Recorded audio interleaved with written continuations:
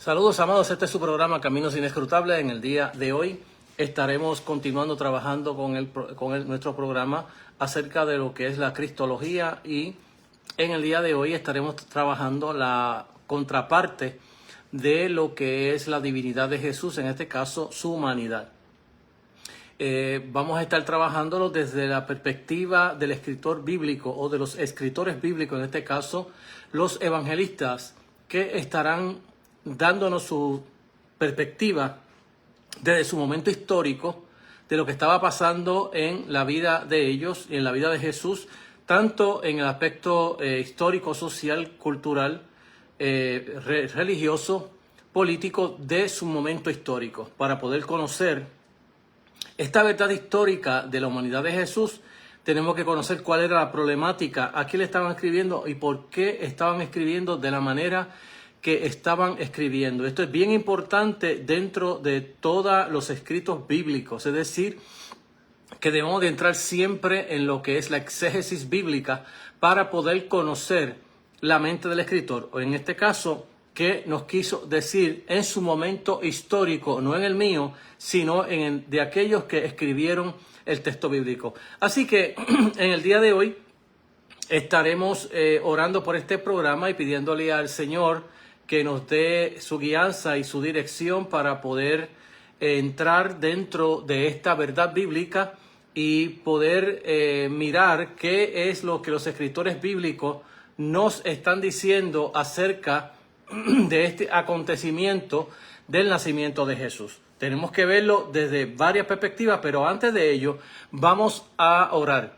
y vamos a leer un versículo bíblico que se encuentra en el libro de San Lucas, capítulo 2, verso 52, y después de orar estaremos leyendo este versículo y entrando dentro de esta dinámica, acercándonos al texto bíblico y mirando los escritores, cómo ellos nos están escribiendo el texto bíblico y de qué nos están hablando. Padre, te damos gracias por tu amor, bondad y misericordia en el día de hoy. Gracias por permitirnos nuevamente poder llevar este programa a través, Señor, de este programa Caminos Inescrutables. Te pedimos que tu bendición y gracia esté con nosotros, que nos dé sabiduría y entendimiento. Tu Espíritu Santo sigue obrando en cada vida, en cada corazón, dándonos entendimiento de tu palabra y permitiéndonos, oh Dios, poder entender el texto para nuestro crecimiento espiritual. En el nombre de Jesús te lo pedimos y te lo imploramos. Amén. El versículo bíblico se encuentra en el libro de San Lucas, capítulo 2, verso 52, donde el texto sencillamente nos dice de esta manera: y Jesús crecía en sabiduría y en estatura y en gracia para con Dios y para con los hombres. El texto es sumamente básico, es antropológico. Lo que nos está diciendo es nada más que Jesús crecía como crece cualquier ser humano que nace, que sale del vientre de su madre, nace y que va creciendo paulatinamente, tanto en su desarrollo corporal como lo es también en su desarrollo, en crecimiento de sabiduría, en todos los conocimientos del saber humano. Va creciendo poco a poco en estatura, nos dice el texto bíblico. Por el otro lado, dice que la gracia de Dios estaba con él y también habían hallado gracia con los hombres. Es decir, que caía bien entre la población donde Jesús comenzaba a hablar y a predicar.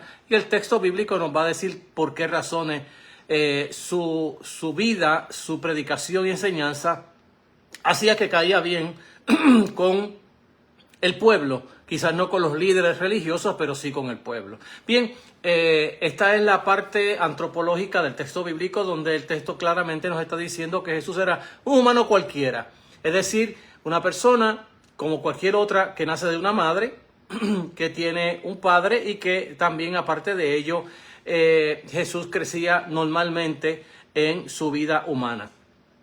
Y de eso es lo que estaremos tocando el texto en el día de hoy, porque dentro de la historia de la fe cristiana, desde los primeros siglos de la fe cristiana, ya eso es historia, ya eso lo hemos dado en programas mucho anterior a este, donde la problemática de cómo se define Jesús, por eso el tema concurrente que llevamos todo el tiempo ya en estos 47 mensajes que llevamos acerca de Jesús.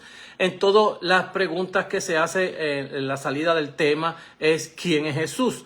Porque se está interpretando desde muchas maneras y desde muchas perspectivas y se están usando distintas filosofías e interpretaciones teológicas para definir quién es Jesús, quién es este Jesús de Galilea o el Jesús de Nazaret o aquel Jesús de Belén de Judea. Entonces, dentro de esa perspectiva, nosotros estamos mirando qué es lo que dentro de la historia se está hablando acerca de este Jesús, cómo la Biblia lo está definiendo, y ese es el tema que llevamos ya hace unas semanas, donde estamos tratando de explicar qué es lo que las Sagradas Escrituras dicen acerca de quién es Jesús. Claro está que dentro de lo que la Biblia dice es una cosa y cómo la gente lo interpreta, en este caso vamos a hablar de los académicos, de los teólogos, cómo ellos lo están interpretando, porque una cosa es lo que la Biblia dice y cómo los académicos lo dicen. Y cuando nosotros decimos cómo los académicos lo dicen, claro, muchas personas me dicen, pero esto es bien difícil porque cada cual tiene una opinión. Sí, eso es cierto, pero sí tienen una opinión, pero tienen otro problema que más allá de una opinión. Y el otro problema es el asunto que yo le voy a indilgar al texto bíblico. Dentro de esa perspectiva, vamos a mirar cómo distintos teólogos van a interpretar el texto bíblico desde diferentes perspectivas. Bueno, hay teólogos que son, en este caso, liberales, y por ser liberales no dejan al texto a hablar. Ellos hablan por el texto, ellos cuestionan al texto, ellos van a desaprobar lo que el texto dice por la sencilla razón que los teólogos, los académicos que son liberales no creen en lo que se llama la inspiración del texto bíblico. Y al no aceptar la inspiración del texto bíblico, pues literalmente van a tomar el texto bíblico y le van a quitar todo aquello que la Biblia hable como sobrenatural. Bueno, desde la creación que Dios creó, que fue sobrenatural, hasta el nuevo nacimiento, que es sobrenatural, que el nacimiento de Cristo, que también fue obra del Espíritu Santo. Todo eso se va a descartar del texto, no solamente esas partes, sino los milagros de Jesús, las sanidades de Jesús, incluyendo su resurrección, que va a ser cuestionada, porque estos teólogos le están imponiendo al texto otros puntos filosóficos de Immanuel Kant hacia acá, le están imponiendo otras cosas al texto que el texto no tiene. Así que es por ende que las distintas interpretaciones no se dan porque el texto no diga las cosas como son, sino porque yo le impongo al texto otros aspectos filosóficos y teológicos que el texto no tiene. Entonces, desde esa perspectiva, estamos tocando esta visión del texto o a estos escritores del texto. Y nosotros, desde mi perspectiva, que creo en la inspiración del texto bíblico, estoy mirando el texto como palabra de Dios. Así que, si usted es uno de esos estudiantes de la Escritura que no creen en la inspiración, este programa no es para usted. Este programa es para debate para usted. Bien, pero si usted es de aquellos que creen en la inspiración del texto bíblico, como la creo yo, que Dios habló y Dios se reveló, que Dios es y será, y que se reveló, y que esa revelación vino a través no solamente de la naturaleza, como que los cielos cuentan la gloria de Dios y la expansión anuncia las obras de sus manos, sino que también esta vino por profetas, sacerdotes, reyes, etcétera, y apóstoles, donde Dios, por medio de su Espíritu Santo, revela su voluntad, su propósito, y que la última revelación la encontramos en la manifestación del Hijo de Dios, donde Dios habló, como nos dice el libro de los Hebreos capítulo 1, versos del 1 al 3. Entonces, mirando el texto desde esa perspectiva, nosotros vamos a mirar los asuntos históricos, sociológicos, culturales, políticos y religiosos, y por qué razón la Biblia nos está hablando acerca de Jesús de esa manera.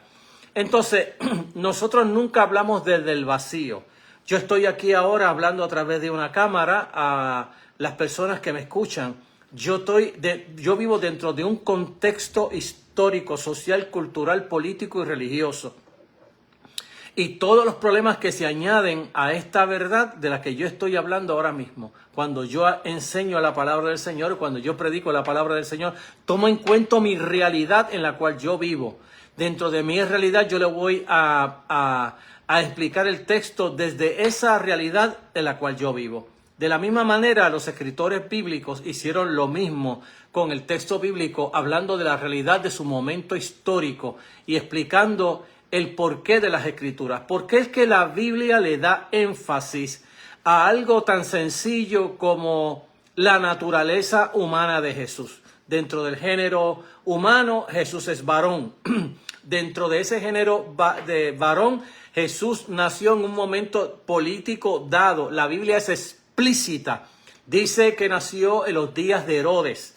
Entonces, el texto es explícito. ¿Y por qué se explica eso dentro del texto? Bueno, porque Jesús no es un extraterrestre. No bajó del cielo y cayó a la tierra, un humano ya parado, andando por ahí, ya mayor de edad, sino que Jesús nació en un lugar específico y la Biblia lo va a registrar. ¿Por qué?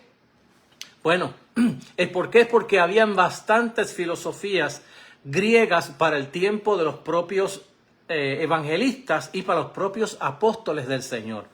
Dentro de ello se movían las enseñanzas sobre lo que nosotros sabemos de la Ilíada, la Odisea, es decir, que se movían las filosofías donde los dioses podían hacerse humanos o medios humanos. ¿Qué pasa? Que cuando un dios se va haciendo humano, para la filosofía griega, mientras más humano se hace ese Dios, más poder pierde, más gloria y honra pierde cuando se va humanando. Entonces vamos a ver que esa misma perspectiva filosófica griega, cuando Jesús, los apóstoles, especialmente Juan, va a explicar acerca de Jesús, Juan va a empezar desde el cielo, hablándonos de la palabra que se hizo carne. Pero cuando llega a ella en el capítulo 1, verso 14 del libro de San Juan, dice, y aquel verbo fue hecho carne y habitó entre nosotros. Y vimos su gloria, gloria como la del unigénito del Padre, lleno de gracia y de verdad. En otras palabras, que el evangelista, mirando cómo los griegos están explicando a los dioses que se pueden humanar, en este caso, los dioses del Olimpo, y van a tener sus luchas, sus peleas, y que hay dioses para todas las cosas, Juan va a decir que esta palabra que se encarna no pierde gloria y poder mientras más humano es. Es decir, que siendo la palabra de Dios, estando con Dios y siendo igualmente con Dios, cuando se humana, no pierde poder ni pierde gloria. Por eso él dice, y aquel verbo fue hecho carne y vimos su gloria, gloria como la del unigénito del Padre, lleno de gracia y de verdad. Así que desde la perspectiva de Juan, Juan empieza a explicar a Jesús desde el cielo, a ese verbo que se hace carne. Desde la perspectiva de los sinópticos, ellos van a hablar desde la humanidad de Jesús. Que cuando su madre quedó preñada, cuando su esposo se dio cuenta que estaba preñada pero que no convivía con él. ¿Cuál es la problemática que se da sociocultural dentro de Israel? Entonces, ¿cómo interviene la mano de Dios, el ángel del Señor? Y por otro lado, un ángel que le habla a José diciéndole lo que hay en el vientre de tu esposa es del Espíritu. No es una intromisión humana, no es adulterio en este caso, sino que es una obra, una intervención divina dentro de este ser que van a ser, que será llamado santo. Entonces vamos a ver que dentro de la perspectiva de la humanidad de Jesús se van a dar estas dos alineaciones. Por un lado se va a hablar de ese Jesús que nace, ese humano que nace. Por otro lado la va a hablar Juan desde la perspectiva de Dios, desde cómo Dios desciende o condesciende a nosotros dentro de su divinidad, en su humanidad, y va a hablar de esa de ese teántropo, de ese Dios hombre. Entonces, en la Biblia se van a dar esas dos fuentes, la fuente que viene del cielo y la fuente del que viene de la tierra. Y en este caso, como estamos tocando la humanidad de Jesús, estamos tocando exactamente que Jesús nació en un momento histórico donde estaba un rey reinando, el rey Herodes estaba allí, y la Biblia nos va a hablar sobre la humanidad de Jesús desde que nace hasta su crucifixión. Y después de la crucifixión, cuando Jesús resucita de entre los muertos, se va a seguir hablando de la humanidad de Jesús. Es decir, que este que resucitó tomando el cuerpo de la crucifixión. Y ese cuerpo, siendo glorificado, no dejó de ser de carne y de hueso. Esa es la verdad bíblica de los evangelios. Es decir, que este ser llamado Jesús de Galilea, que nace en Belén de Judea, pero que más tarde se va a criar allá en el norte, en Galilea, en Nazaret. Cuando se cría en Nazaret, va a despistar por ese aspecto de criarse en Galilea a aquellos que lo están buscando según las escrituras, que el Cristo había de nacer en Belén de Judea. Entonces, estamos mirando esto desde estas dos perspectivas para que veamos qué es lo que el texto bíblico nos está diciendo y por qué el énfasis de la humanidad. Ya le hablé por el lado del problema griego filosófico acerca de los dioses que se van humanando. Ese es un gran problema filosófico.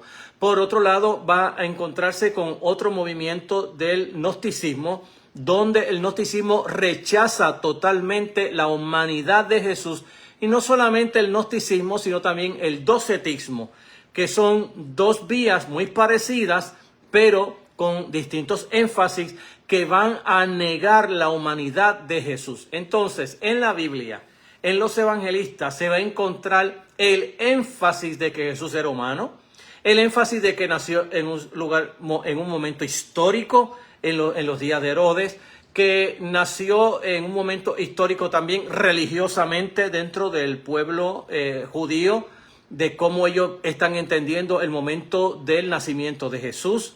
Se está mirando las ofrendas que se dieron para dedicar al niño al Señor. Se está dando el asunto de los pastores. Se está dando el asunto de personas, profetas o personas que el Espíritu de Dios vino sobre ellos para explicarle que ya se había cumplido la Escritura en el nacimiento del Salvador Jesús. Entonces, dentro de esta verdad bíblica, esas dos vertientes se están dando a la misma vez en el texto bíblico para decirnos, por un lado, que el asunto filosófico de los dioses que se humanan no es contrario a este teántropo, a este Dios hombre que se humana, como lo habla Filipenses, que estando en forma de Dios no estimó el ser igual a Dios como cosa que aferrarse, sino que se despojó y tomó forma humana, y estando en condición humana vivió en una vida como de esclavo, y siendo siervo se humilló hasta lo sumo, y cumpliendo así el mandato de Dios sobre él. De hecho, uno de los grandes asuntos dentro de la humanidad de Jesús está también la tentación de Jesús. Todo este panorama bíblico que nos habla de que Jesús se cansaba, de que Jesús tenía que caminar de un lugar a otro, el asunto de que Jesús no andaba volando por el espacio sideral, el asunto de Jesús que tenía problemas, que se mostraban emociones en él de una manera y de otra, tanto la alegría como también el enojo. Y todas estas cosas lo que nos están hablando era que Jesús era 100% un ser humano.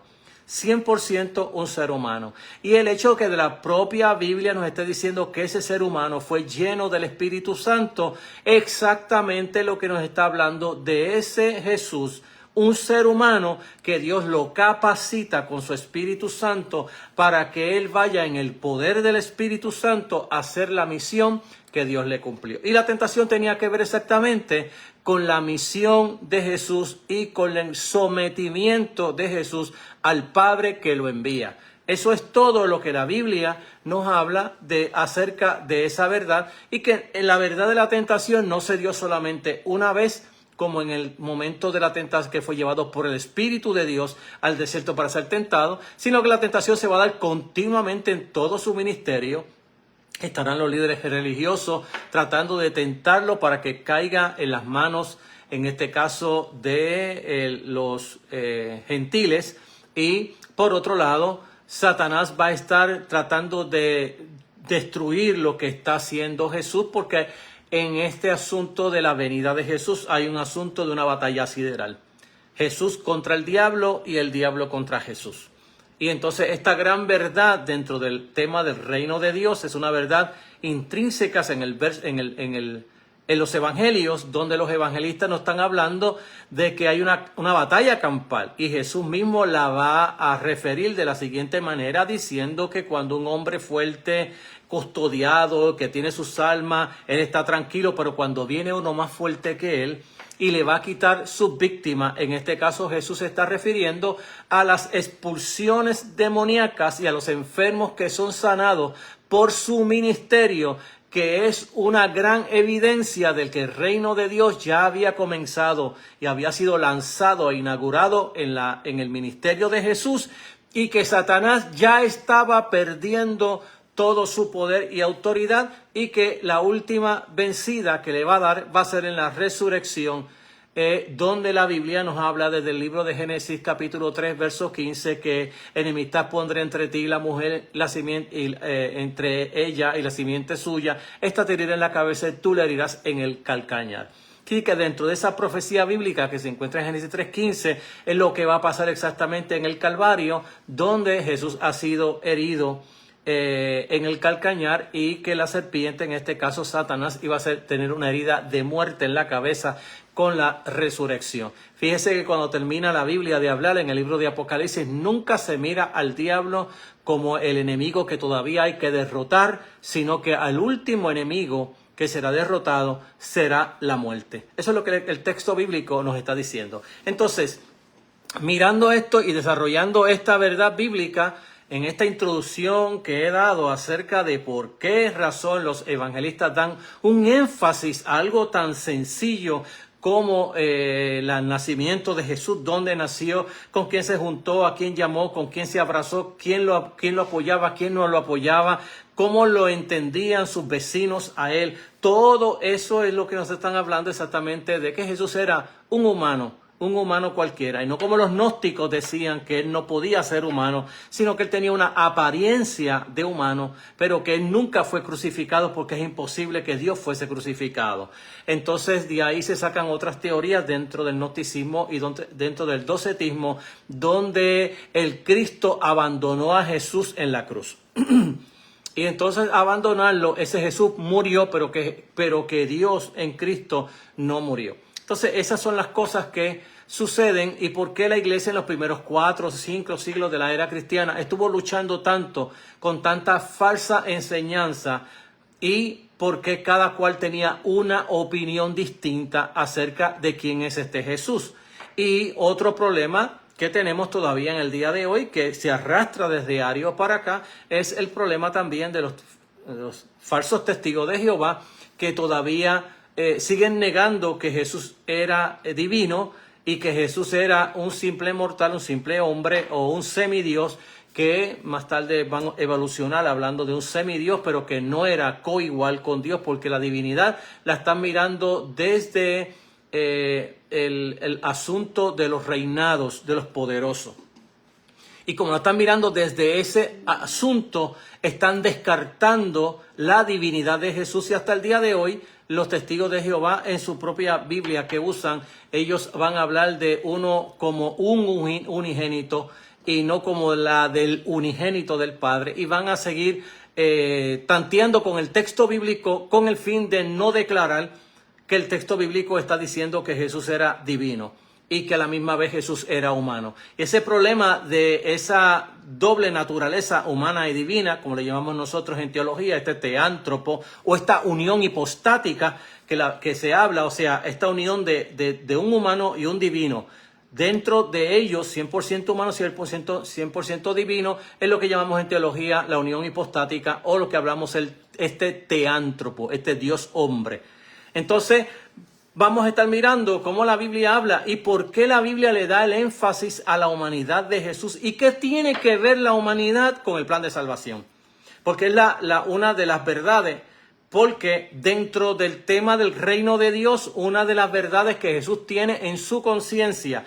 Recuérdese que el texto que toqué ahora dice que el niño crecía, o que Jesús crecía en sabiduría, crecía humanamente y se desarrollaba. Todo esto está hablando de que Jesús es como ser humano que nace en una inocencia y que va creciendo y tomando conocimiento y que ese conocimiento se va a ir agigantando hasta que más tarde Jesús se da cuenta de dónde vino, quién es Él, cuál es su misión. Es por eso la tentación que se va a dar, dónde se va a poner a prueba a qué Jesús vino, en este caso, cuál es su misión, y dentro de ella la tentación va a tener, las tres tentaciones que se van a dar sobre esa temática de a lo que Él vino, que tiene que ver su relación con Dios Padre y su relación con la misión mesiánica, salvadora de Jesús, redentora de Jesús. Entonces, dentro de estas enseñanzas bíblicas vamos a mirar cómo las Escrituras declaran y afirman que Jesús fue concebido en el vientre de María, de su madre María, mediante la acción milagrosa del Espíritu Santo. Entonces, sin un padre humano, en este caso que la intervención fue algo de Dios, fue una intervención de Dios en la vida de María, para que este niño, y de hecho, esto tiene unas verdades que no voy a poner, si me pongo a explicarla, voy a tener que dejar el tema a un lado y no lo voy a hacer. No voy a caerme en esa tentación. Pero fíjese cómo la intervención de Dios milagrosa, lo que se llama el nacimiento virginal milagroso de Jesús, que es cuestionado, que es rechazado por la teología liberal, porque la teología liberal no cree en nada que sea milagroso. Por lo tanto,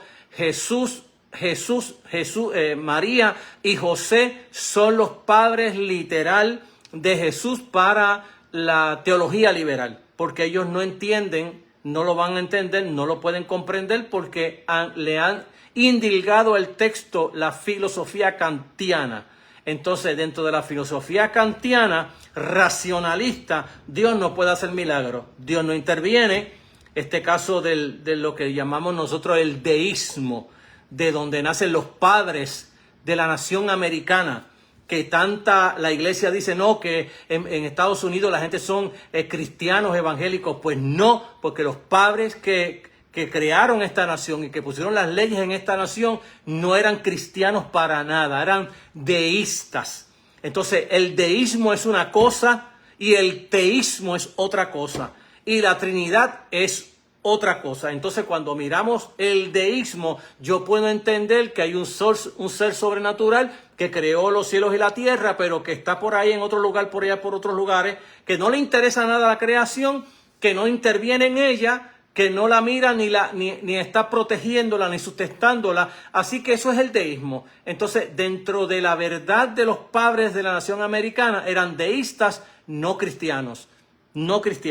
Entonces, en este caso, también los teólogos liberales tienen este asunto más o menos deísta, porque cuando usted estudia toda la teología liberal, desde la interpretación que le dan a Dios, Dios no es creador de nada. Dios no se sabe ni si existe.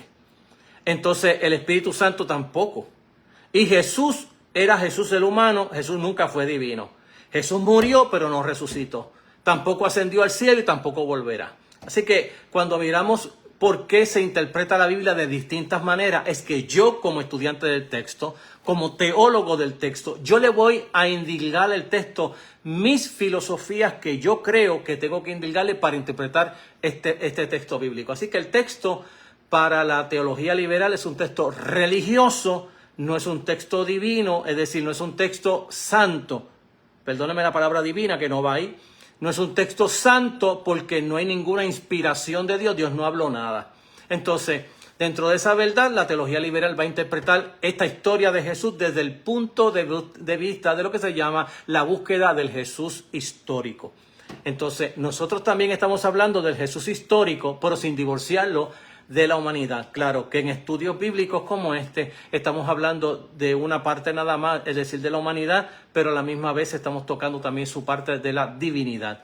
Entonces, esta intervención que hace Dios en la introducción de su Hijo a la tierra, donde interviene en María para colocar en las trompas de Falopio allí esta semilla para que naciera a lo que el mismo ángel le va a interpretar. Este santo ser que nacerá será llamado Hijo de Dios, es decir, que la persona que iba a nacer, según se le está hablando a María, el ángel del Señor, le está hablando sobre una intervención divina y que el que va a nacer será llamado santo. Esto de ser llamado santo es santo con mayúscula, es decir, que no estamos hablando de que nosotros hemos sido intervenidos por Dios para la santidad y que hoy Dios nos decide ser santo como Él es santo. En este caso está hablando de uno que es santo con mayúscula. Y el texto es claro y es preciso allí donde lo está hablando. Está hablando que este que va a nacer será llamado el Hijo de Dios.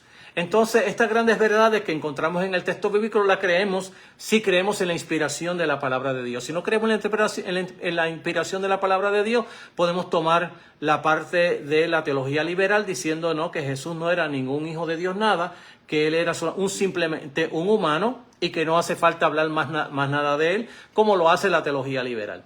Pero en el caso mío, vengo al texto creyendo que la palabra de Dios es inspirada por el Espíritu Santo, desde Génesis a Apocalipsis. Y no voy a entrar dentro de la inspiración y todas estas cosas, y mucho menos para ponerme a hablar sobre cómo es que se entiende esto de la inspiración, porque esto sería un curso aparte de 6 meses, por lo menos, para poderlo explicar. Pero dentro de esto, el nacimiento de Jesús, el Cristo, fue así, dice el texto bíblico. Su madre, María, estaba comprometida para casarse con José, pero antes de unirse a él, resultó que ya estaba encinta, ya estaba embarazada por el Espíritu Santo. Mateo capítulo 1, verso 18. Así que el texto bíblico nos está diciendo que hubo una intervención, ya en Lucas lo va a explicar con más lujo y detalle, cómo fue esa intervención, cómo lo está haciendo Dios por el Espíritu Santo para que este santo ser que naciera sería llamado el Hijo de Dios. Poco después de eso, el ángel del Señor le dice a José que estaba desposado con María. José, le dice el ángel, hijo de David, no temas a recibir a María por esposa, porque ella ha concebido por obra del Espíritu Santo. Mateo capítulo 1, verso 18. Que en este caso, Dios le está diciendo, mira, José, yo he llamado a tu comprometida para que sea la madre del Señor. Y yo le he pedido el vientre prestado. Es todo lo que dice el texto bíblico. Eso es lo que dice el texto bíblico. Yo se lo he pedido porque este que va a nacer va a ser llamado el Santo, el Hijo de Dios. Y este va a ser el que va a salvar a Israel de sus pecados. Es decir, que lo que la Biblia está diciendo, que el ministerio que tenía María, la madre de Jesús, era exactamente la de ser madre del Salvador.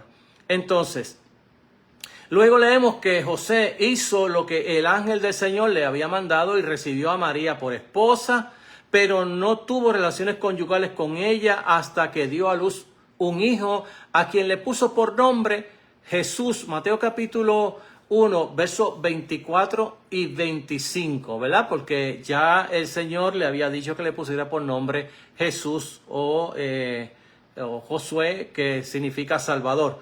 Entonces, en este caso, la aparición del ángel Gabriel a María, después que el ángel le anunciara que daría a luz un hijo, María le dijo, ¿cómo podrá suceder esto? Pues que soy virgen. A lo que el ángel le respondió, el Espíritu vendrá sobre ti, y el poder del Altísimo te cubrirá con su sombra, así que el niño que va a nacer será llamado Santo, Hijo de Dios. Lucas capítulo 1, verso 35. Ahí está recogida la historia de cómo se formó esto que el apóstol Pablo lo va a hablar desde el punto de vista de lo divino a humano cuando habla en Filipenses capítulo 2, versos 5 en adelante. Haya pues este sentir que hubo en Cristo Jesús, el cual, en siendo en forma de Dios, es decir, la preexistencia, no estimó ser igual a Dios como cosa que aferrarse, sino que se despojó, se vació, y ya yo expliqué ya ese vaciamiento en otros programas, se despojó tomando forma de hombre y hallándose en la condición de hombre, se humilló hasta lo sumo, y el texto termina diciendo que se humilló hasta ser tratado como malhechor en la cruz y que por ende, como bajó tanto, Dios lo exaltó hasta lo sumo y le dio un nombre que es sobre todo nombre, para que en el nombre de Jesús se doble toda rodilla de los que están en el cielo, en la tierra y debajo de la tierra, y toda lengua confiese que Jesús es el Señor, para la gloria de Dios Padre. Entonces, estamos mirando el texto desde cómo los evangelistas están hablando de la humanidad de Jesús, de cómo esto se da con el caso de María, Mateo y Lucas están hablando de ello, mientras que allá Pablo está hablando cómo ocurre desde el cielo, y también Juan, el evangelista, en el capítulo 1, verso 1, donde dice, y en el principio era el verbo, y el verbo era con Dios, y el verbo estaba con Dios, y el verbo era Dios. Y todas las cosas por él fueron hechas, sin él nada de lo que fue hecho. Y en el verso 14 dice, y aquel verbo fue hecho carne, es decir, tomó humanidad, puso su tabernáculo entre nosotros y vimos su gloria como la del unigénito del Padre, lleno de gracia y de verdad. Fíjense que en los textos se está hablando de la perspectiva del cielo, cómo baja la tierra, y desde los evangelistas Mateo y Lucas está hablando desde cómo en la tierra se está dando el nacimiento de este teántropo llamado Jesús de Nazaret. ¿Y por qué esa humanidad se tiene que dar en Jesús? ¿Qué tiene que ver con la humanidad, con su humanidad, con la demás masa de la humanidad? ¿Y qué tiene que ver esta humanidad con la salvación? Es el punto teológico que se encuentra dentro de estos versículos. ¿Qué tiene que ver este que se hizo carne? Fíjense que ya dije que Génesis 3:15, que es el primer verso de la Biblia donde hay una promesa mesiánica, que le dice Dios a la mujer, enemistad pondré entre ti y la mujer, entre tu simiente y la simiente suya. Esta te herirá en la cabeza, es decir, la simiente de la mujer, y tú le herirás en el calcañar, hablando de la crucifixión de Jesús. Y ya en el capítulo 3:15 de Génesis se está profetizando esta batalla campal contra Satanás, Dios contra Satanás, Satanás contra Dios, y que se va a hacer manifiesto exactamente en la vida de Jesús desde su nacimiento. Cuando va a nacer, Herodes quiere matarlo, lo manda a matar, y después de eso vamos a encontrar en la Biblia tantas ocasiones que Satanás lo quiso matar, incluyendo en la propia tentación donde Satanás trataba de que él se tirara del pináculo del templo. Entonces vamos a ver que este tipo, la tentación, es otra de las maneras de hablar de la humanidad de Jesús. Fíjense que en la Biblia dice que Dios no puede ser tentado, mas sin embargo está hablando de que Jesús fue llevado por el Espíritu para ser llevado por el Espíritu para ser tentado por Satanás. Entonces cuando hablamos de que fue llevado por el Espíritu para ser tentado por Satanás, la lógica ya me está diciendo que Jesús podía ser tentado, porque no hay lógica decirme a mí que el Espíritu Santo lo llevó para ser tentado y que Jesús luego no fue tentado, que Él se hizo el que fue tentado. Entonces, este es el problema que tenemos nosotros en la teología desde el primer siglo de la era cristiana hasta el cuarto siglo de la era cristiana, donde se hicieron exactamente los credos de la iglesia. ¿Por qué los credos? Bueno, porque los credos estaban luchando con falsas doctrinas. Entonces la iglesia crea los credos. Y los credos, claro está, dentro de las iglesias bautistas y las iglesias pentecostales y otras iglesias, no se creen en credo. Y no se creen en credo porque desde que hubo la reforma para acá, la iglesia se quiso separar de una manera bien tajante de la iglesia católica. En este caso, la iglesia católica no romana, porque la iglesia romana viene después. Ya en el siglo XVI se va a dar lo que se llama la contrarreforma. Y cuando se da la contrarreforma, la iglesia se va a poner el nombre de Iglesia Católica, Apostólica, y se le va a añadir la palabra y romana, porque la iglesia no era romana, la iglesia era católica, es decir, universal. Y dentro de aquellos que hablan de la historia de la iglesia y que se pasan mirando los videitos tontos de YouTube, que la gente se pasa dando opiniones sobre que Constantino fue el que hizo que se llamara la Iglesia Católica, pues eso es falso de toda falsedad. He leído la historia desde puntos de vista, desde montones de puntos de vista, y desde los primeros siglos de la era cristiana ya la iglesia se llamaba católica, porque la iglesia era apostólica porque seguía las reglas de los apóstoles, por eso que se llama la iglesia apostólica, y se llamaba católica porque era universal, había una sola iglesia. Hoy tenemos muchas iglesias, muchas denominaciones, concilios, movimientos, bla, bla, bla, bla, bla, bla, bla, pero en la verdad bíblica la cristiandad es una. No importa si es católica, si es bautista, metodista, presbiteriana, si es Hermanos Unidos, como se llame, la cristiandad es una sola. De que dentro de esa cristiandad haya muchas tradiciones, como la tradición católica, la tradición bautista, metodistas, Hermanos Unidos, pentecostales, son tradiciones dentro de la propia cristiandad. Y usted no puede desviarla como que aquellos son cristianos y yo no. O que yo soy cristiano y aquellos no. Porque eso es completamente antibíblico. La iglesia es una, no hay dos. Hay una, es la única iglesia comprada a precio de sangre, lavada por la sangre del Cordero. Es la única que ha sido bautizada por el Espíritu Santo y que pertenecemos todos al mismo cuerpo. Y que todos somos miembros de ese cuerpo. Entonces, si hablamos de iglesia o cuál es más purista que otra, tengamos cuidado, hay que leer toda la historia bíblica a ver si yo soy tan puro como digo ser puro. Entonces, dentro de esta verdad bíblica, miramos a la iglesia desde el punto de vista de cómo la iglesia se entendía y por qué los credos. Esto es lo que yo creo. Y cuando uno cogía catecismo, estos credos habían que recitarlos. ¿Por qué había que recitarlos? Bueno, tan sencilla razón. Hay personas que llegaban a la fe cristiana diciendo, no, yo soy cristiano. Ok, pues entonces léeme el credo. El credo decía que yo creo en un solo Dios verdadero que creó los cielos y la tierra. Pero también que decía, pero también creo en Jesús, que nació para el tiempo de Poncio Pilato. O más bien que nació para el tiempo de Herodes. Que nació, que fue crucificado para el tiempo de Poncio Pilato, que murió y que resucitó. Un gnóstico no podía recitar el credo. ¿Por qué? Porque ellos no creían que Jesús tenía un verdadero cuerpo humano. Los docetistas no creían que Jesús tenía un cuerpo humano, por lo tanto el credo no lo podían leer. Y una persona que iba a tomar el catecismo, que eran varios años largos que se tomaba el catecismo, que no es como hoy, que llega una persona que se convirtió hoy a la iglesia, le dan media hora de una enseñanza bíblica ahí media malévola y vente a las aguas y te bautizamos. Ese bautismo de hoy, que es un bautismo tipo drive-thru, ¿no? Donde usted pide hamburger y sale ya la comida hecha, es el nuevo catecismo que le están dando hoy a la gente de la iglesia, y por eso es que en la iglesia la gente no entiende ni quién es Jesús. ¿Por qué?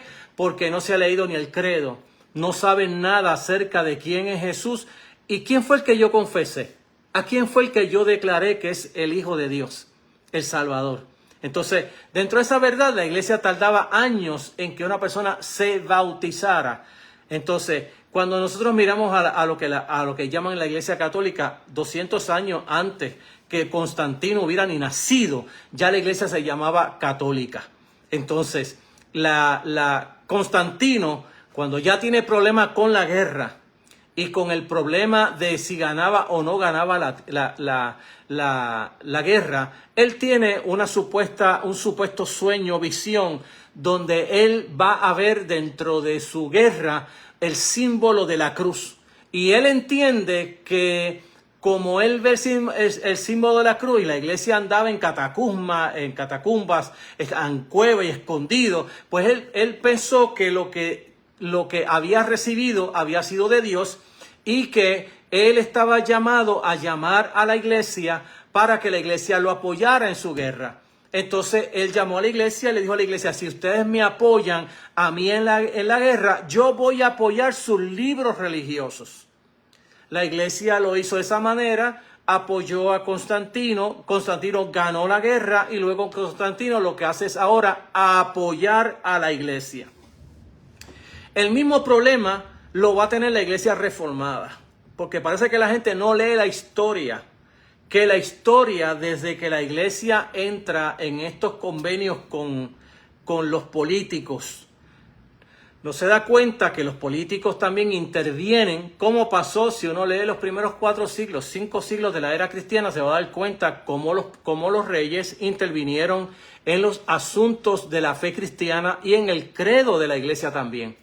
¿Por qué entraron en esa relación? Bueno, porque la iglesia se secularizó exactamente con Constantino, pero también a la iglesia reformada le ocurrió lo mismo, donde los reyes de Holanda también apoyaron los libros de Calvino. Entonces, léame la historia y después que me la lee podemos discutir sobre la historia de la fe cristiana, por qué razón los reyes entraron dentro de este problema. Hoy en día no es así, pero es más peligroso que aquellos que hicieron con Constantino y aquellos que hicieron en Holanda. ¿Por qué razón? Bueno, porque ahora cualquiera predica lo que le da la gana. Cualquiera levanta un nuevo movimiento con lo que le da la gana. Nadie lo cuestiona. No hay un sínodo que intervenga en las doctrinas que predica esta organización nueva ahora, Nobel, que apareció por allí por revelación yo no sé de quién. Pues ahora yo predico lo que quiero y nadie interviene. No interviene nadie. No intervienen ni los líderes conciliares de los concilios que se llaman, que son de fe sana, ni intervienen, más bien los apoyan y más bien confraternizan con ellos. Entonces la iglesia católica de los tiempos 200 años después de Cristo y los años subsiguientes no apoyaban tal cosa. Entonces tiene que preguntarse cuál era la vida mejor en la fe cristiana, si era aquella o es esta de ahora. Entonces, volvemos aquí al texto porque estamos hablando sobre la humanidad de Jesús, pero lamentablemente tuve que meterme dentro de esta pequeña historia porque la iglesia luchó con este mismo problema, porque algunas personas decían, no, Jesús no era 100% humano, ¿no? Y este fue el problema para que la iglesia declarara hereje a aquellos que también eran cristianos, pero que no podían declarar que Jesús era 100% humano. Así que negaban el asunto de la tentación, negaban el asunto de que Jesús lloraba, que Jesús sufría. Mírelo todavía, hasta el día de hoy, usted va a ver cristianos de mi tradición, los he visto yo, los he escuchado yo montones de veces. Cada vez que viene, por ejemplo, la Semana Santa, para predicar que Jesús fue crucificado, que Jesús allí fue al monte a llorar allí. Ellos eso lo están, donde fue exprimido allí, en Getsemaní. Eso lo van a obviar como que no, como que eso no fue sí, eso fue lo que ocurrió allí. Por eso el texto lo dice. Pero no solamente eso, cuando Jesús dice tengo sed, no, es que tenía sed espiritual. No. Yo le pregunto a usted si a usted lo van a llevar desde las 6 de la mañana, de juicio en juicio, hasta las 9 de la mañana. Le meten una corona en la cabeza, lo azotan y después lo llevan a cargar un canto de trozo de árbol, enorme de grande. Y dígame usted si no va a tener sed. Porque yo de pensarlo ya me da sed. Entonces, si pidió agua, era porque tenía sed, no era porque tenía sed espiritual. Entonces, este tipo de mensaje donde espiritualizamos el texto, donde lo alegorizamos, es decir, donde el texto literalmente me está diciendo que Jesús tiene sed, aquí yo vengo y contradigo el texto que es literal y ahora lo voy a coger el texto y lo voy a espiritualizar. lo alegorizo, no es lo que tenía que ser espiritual. Entonces este es el problema que tenemos en la iglesia, el mismo problema que tenía la iglesia desde el principio de los siglos, donde la iglesia tuvo que hacerse credo, donde hay que confesar que Jesús vino en carne, que fue crucificado para el tiempo de Poncio Pilato, que nació para el tiempo de Herodes, que era hombre, que nació de una virgen llamada María. Entonces toda esta verdad que encontramos en los credos, que debemos devolver a ellos, o mejor dicho, contextualizar los credos, porque los credos estaban trabajando para problemas de los tiempos de ellos. Hoy tenemos otros problemas que son mucho mayores que los que tenía la iglesia en los primeros 4 siglos de la era cristiana. Hoy tenemos herejía a diestra y a siniestra. Y de hecho se han hecho un montón de credos, hasta el día de hoy, se han hecho un montón de credos. Y esos credos están exactamente volviendo a retomar los problemas contemporáneos que tenemos en el día de hoy. Uno de los credos contemporáneos lo hizo uno de los teólogos latinos, donde se estaba luchando en Estados Unidos por tratar de quitarle el español no solamente a Puerto Rico, a las colonias, los Estados Unidos, y habían teólogos luchando con este problema ante los senadores que querían sacarle a los países que hablan español que si tú estás con nosotros tienes que hablar inglés y no español, y este problema se dio tan gravemente que se hizo un credo, y dentro de ese credo tocaba los problemas contemporáneos de la iglesia y las herejías que se estaban dando, pero a la misma vez estaba tocando exactamente el asunto de la diversidad de lenguas que hay en el mundo, que fue apoyada por el Espíritu Santo en el día de Pentecostés, que no le quitó el idioma a nadie, sino más bien los trajo con todos sus idiomas, usando a la iglesia llena del Espíritu Santo a hablarle a ellos en el idioma de ellos y en el dialecto que ellos estaban hablando. Entonces, dentro de esa verdad bíblica, el Espíritu Santo lo que hizo fue acentuar uno de los valores más grandes de la cultura de los países, que es exactamente su lengua. Entonces, dentro de esta verdad bíblica que estamos hablando de la humanidad de Jesús, perdónenme que estoy hablando de tantas cosas a la vez, pero estoy hablando sobre la importancia ahora doctrinal de lo que es el nacimiento virginal. La podemos ver por lo menos en 3 cosas. Estamos hablando del asunto teológico ahora. Por un lado, muestra que la salvación debe venir en última instancia de arriba, o sea, del Señor.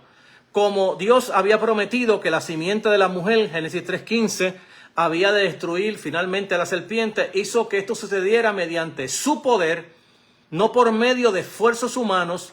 El nacimiento virginal de Cristo es un recordatorio exactamente e inconfundible de que la salvación nunca llega mediante esfuerzos humanos, sino que es obra de Dios mismo. Por esto recuerda el origen que nos dice el texto bíblico en Gálatas capítulo 4, verso 4 y verso 5, donde dice: pero cuando vino el cumplimiento del tiempo, Dios envió a su Hijo, nacido de mujer y nacido bajo la ley, para que redimiese a los que estaban bajo la ley, a fin de que recibiesen la adopción de hijo. Entonces, mirando el texto, fíjese que el texto está hablando 2 cosas. Número 1, que cuando vino el cumplimiento del tiempo, es decir, cuando Dios, una de las cosas que Jesús hace en el libro de Marcos capítulo 1, verso 15, es que dice: y sabiendo Jesús que habían encarcelado a Juan el Bautista, comenzó a predicar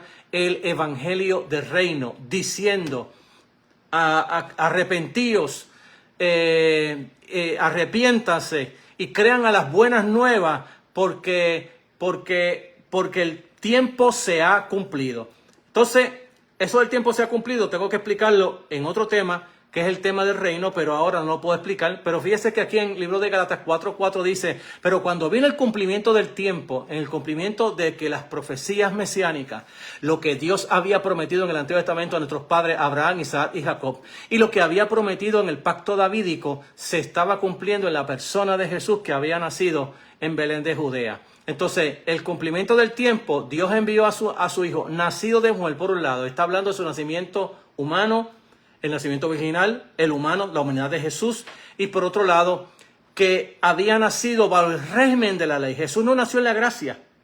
Jesús nació bajo el régimen de la ley. Por eso es que vamos a ver a Jesús ministrándole a los pobres, sanándolos, y una vez que los sana, dice, vayan y muéstrense al sacerdote. ¿Por qué? Porque Jesús vivía todavía bajo el tiempo de la ley. Y bajo el tiempo de la ley había que cumplir lo que decía la ley. Por eso que en el Sermón del Monte que dice, yo no vine a destruir la ley, yo lo que vine fue a cumplir la ley. Lo que nadie pudo cumplir, yo lo voy a cumplir por todo el mundo. Así que voy a cumplir la ley de Dios. Entonces, y darnos la justicia que viene por la ley. Eso es lo que hizo Jesús en su momento salvífico, como viene a rescatar a Israel de su pecado. Y entonces aquí el texto bíblico vuelve a reivindicar lo que es el nacimiento virginal y que nace bajo el periodo de la ley mosaica, que la ley mosaica termina con la muerte, resurrección de Jesús y la venida del Espíritu Santo, y viene la otra manera de administrar, es la manera la que se llama la del reino o la de la gracia. Entonces, vamos a hablar allí del nacimiento virginal. Hizo posible que se pudieran unir en una sola persona, lo que llamamos el teántropo o la unión hipostática, que se pudieran unir en una sola persona la deidad en su plenitud y la humanidad en su plenitud. Este fue el medio que Dios usó para que su hijo, para enviar a su hijo al mundo como hombre, Juan 3:16, porque de tal manera amó Dios al mundo, que ha dado a su hijo unigénito, para que todo aquel que en él cree no se pierda, mas tenga vida eterna. El nacimiento virginal hizo también posible que Jesús fuese completamente humano, pero sin la herencia del pecado. Esta idea parece estar indicando en la declaración del ángel Gabriel cuando le habla a María, cuando le dice, y el poder del Altísimo te cubrirá con tu sombra, así que el niño que ha de nacer será llamado Santo y será llamado el Hijo de Dios. Bien, amados, el tiempo no me da para más. Estaré la próxima semana, si Dios me lo permite, y no hay situaciones que me impidan seguir llevando el programa. Así que, amados, le invito a que siga escuchando este programa Caminos Inescrutables y que a la misma vez siga aprendiendo de la fe cristiana, la fe en la cual Dios nos ayuda a entender quién es Jesús por medio de la palabra de Dios. No hay revelación para conocer a Jesús. La única revelación que da Dios para conocer a Jesús es la obra milagrosa del Espíritu Santo, que Dios obra por el Espíritu para que confesemos que Jesús es el Señor. Todo lo demás acerca de Jesús hay que buscarlo en las Escrituras, leerlo allí y saber quién es Jesús, a cual yo le llamo mi Señor y yo le llamo mi Salvador. Bien, amados, siempre, como hemos dicho, le hablamos este programa desde una perspectiva contextual y contemporánea. Y oramos para cerrar este programa y les bendecimos en el nombre del Señor. Padre, gracias por tu amor, bondad y misericordia. Yo te pido que bendigas a todos aquellos que ven este programa, aquellos que no conocen la fe y escuchan este programa, ábreles el entendimiento, que puedan reconocer a Jesús como Señor de su vida. Hazlo porque te lo pido en los méritos de Jesucristo. Sana a todos y bendice a todos. Por Jesús el Señor te lo pido. Amén. Que Dios te bendiga, amado, 1000 veces más que a